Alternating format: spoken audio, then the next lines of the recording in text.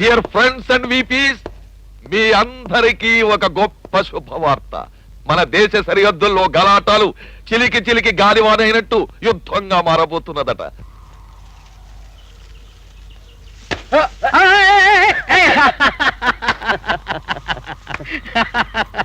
Yeah అల్లా, రవి నువ్వు చాలా అదృష్టవంతుడివి.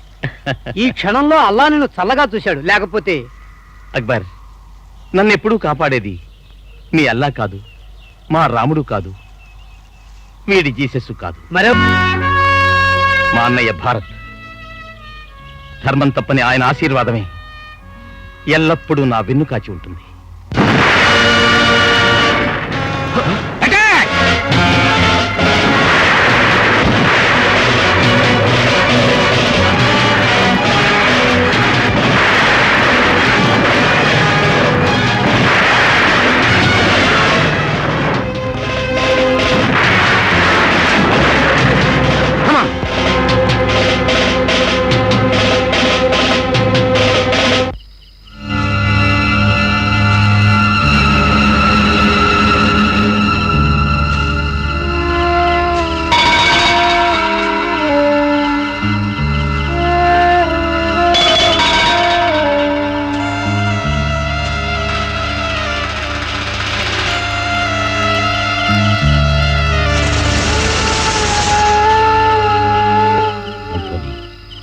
మన భూభాగంలోకి చొచ్చుకుని వచ్చి 2 నెలలుగా మనల్ని ముప్పు తిప్పలు పెడుతున్న ఈ శత్రు స్థావరాన్ని ఈ రోజు నేలమట్టం చేయకుండా ఇక్కడి నుంచి కదలను.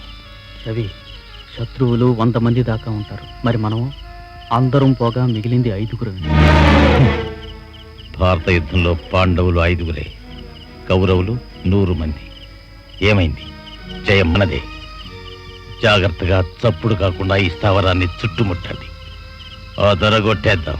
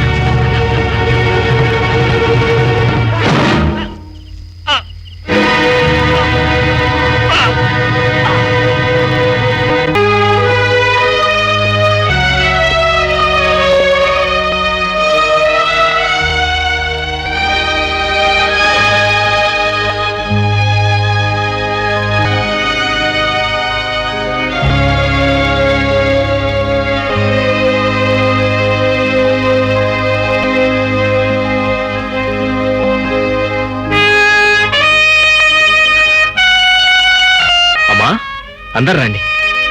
ఎవరు వచ్చారో చూడండి. తొందర రండి. ఏమిటి బాబు? చూడండి. నాయనారా,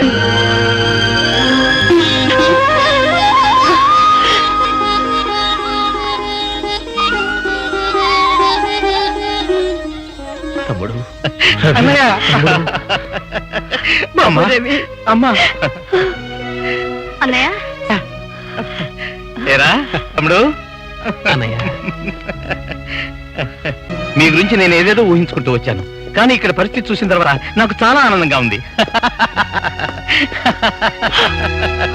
రవి, భారత్, నీ తమ్ముడు ఎలా వచ్చాడో ఒక్కసారి చూడరా.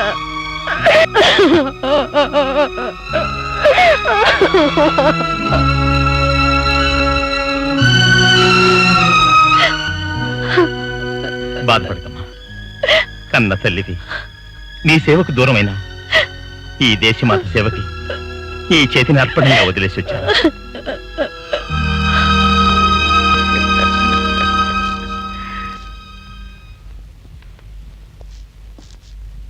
ఈయనెవరు?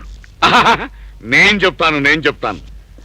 శ్రీరామచంద్రుడు లక్ష్మణ్ణి తోడు లేకుండా అడవిలో ఒంటరిగా తిరుగుతుంటే నేనే ఆంజనేయుడై ఆ లోటు తీర్చాను. అబ్బా అబ్బా, ఈయన నిజంగా హనుమంతుడే. ఆమెవరు? చెప్తాను రవి. వనవాసంలో ఉన్న సీతమ్మరా ఇంతకాలంగా రావణాసురుల చెరలు మగ్గిపోయింది.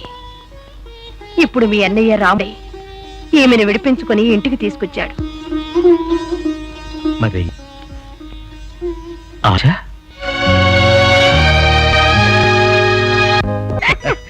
ఆ తర్వాత ఏమైందంటే వాళ్ళంతా గుంపుతారు, అదరగొట్టేశారనుకో.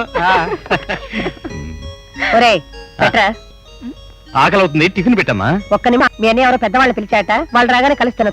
ఆ మాట గంట నుంచి అంటున్నావు. ఆ పెద్దవాళ్ళు ఎవరు? వచ్చారు పెద్దవాళ్ళు. ప్లేట్.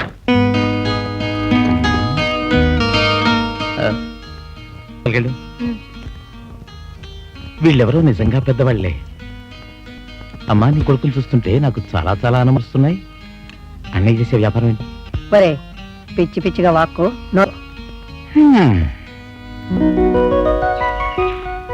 గారు నమస్కారం. మా చెల్లాయి, మా తమ్ముడు Ravi. Hello. Hello. If you left hand sir. All right.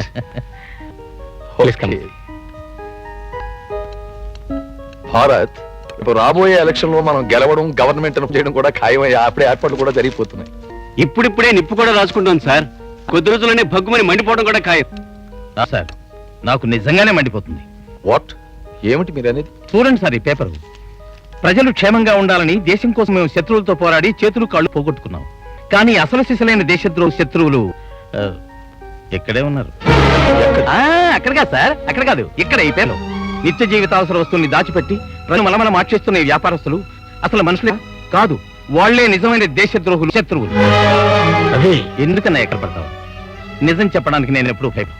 చూడండి సార్, సిపాయిలు తుపాకులను పుచ్చుకొని కట్టాల్సింది ఆ శత్రువుల్ని కాదు, మనం మనల్ని దోచుకు తింటున్న ఈ పీకోల్ని.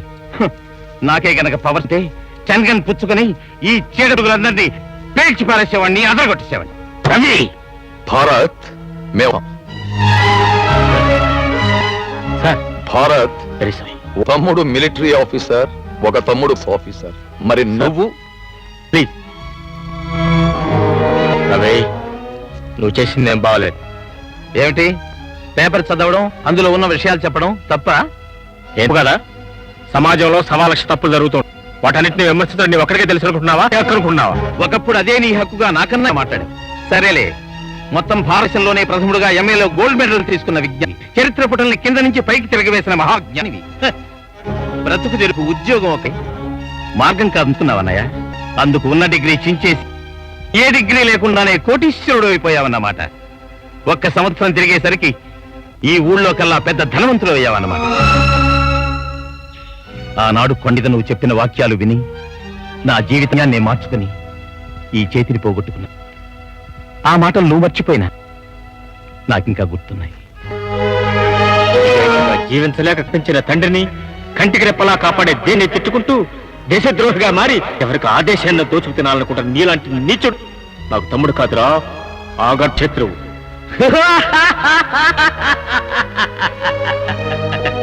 మనిషిగా బ్రతకాలంటే దేశం కోసం బ్రతకే. మనిషి బ్రతకాలంటే దేశం కోసం బ్రతకాలి. మంచి నెరవేర్చడం కోసం బ్రతకాలి. మంచిని నిలబెట్టడం కోసం బ్రతకాలి. ధర్మాన్ని కాపాడడం కోసం బ్రతకాలి. నేను చూసి నీ వాళ్ళందరూ గర్వంతో పొంగిపోవడం కోసం బ్రతకాలి.